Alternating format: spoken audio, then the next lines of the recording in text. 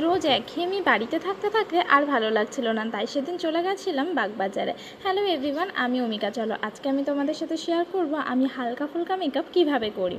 তো আমি রেগুলারের মতো আমি যে সিরামটা ইউজ করি সেটা ইউজ করেছি সবার প্রথমে, তারপরে রেগুলার ক্রিম, তারপরে আমি সানস্ক্রিনটা ইউজ করে নিয়েছি। এটা ড্রামাকো সানস্ক্রিন, খুব ভালো কাজ করে। এত কিছু মুখের উপর থুপে থুপে লাগানোর পরে সবশেষে ইউজ করবো হচ্ছে একটা ফাউন্ডেশন, যেটা আমি সবসময় ইউজ করি না, মাঝে মাঝে ইউজ করি, যার জন্য ভুলেই গেছিলাম যে ঢাকনাটা কীভাবে খুলতে হবে।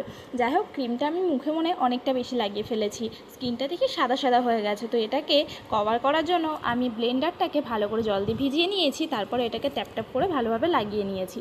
আর তাতে কি হয়েছে, ক্রিমটা সুন্দর করে উঠে গেছে যতটা এক্সট্রা হয়ে গেছিলো। আর এই প্যালেটটা আশা করি অনেক বড় বড় মেকআপ আর্টিস্টদের কাছেও তোমরা দেখে থাকবে। এই একটা প্যালেটে আমি দুটো কাজ করে ফেলি, একটা হচ্ছে আইশ্যাডো করার ক্ষেত্রে আর একটা হচ্ছে ব্লাশার ইউজ করার ক্ষেত্রে। তো এটা আমি মনে হয় পৃথিবীর একমাত্র মেয়ে যার মেকআপ করতে একটুও ভালো লাগে না। আমার তো হাতে গোনা 2 থেকে 3টে মেকআপের জিনিস আছে, লিপস্টিক, আইলাইনার, কাজল আর সামথিং 2-1টা জিনিস, আমি তো ভুলেও গেছি। যাই হোক, এবার আমি পুরোপুরি রেডি হয়ে গেছি। আজ 5 থেকে 6 মাস পরে আমি বাগবাজার আসছি। আর একটা সময় ছিল আমি প্রায় সপ্তাহে 2 থেকে 3 দিনই বাগবাজার চলে আসতাম। এখন না আছে সেই মানুষগুলো, না আছে সেই সময়। প্রায় 1 ঘন্টা বাগবাজার ঘাটে একা একা বসে কাটালাম। তারপরে আমার 2 বান্ধবী এলো, ব্যাস তাদের সাথে একটু আড্ডা ইয়ার্কি বেড়ে বাড়ি ফিরলাম। মাঝে মাঝে না একাকিত্ব জীবনটা বেশ ভালোই লাগে। টাটা বাই বাই, আজকের ভিডিওটা এখানেই শেষ করছি। ভালো লাগলে অবশ্যই চ্যানেলটা সাবস্ক্রাইব করবেন। টাটা।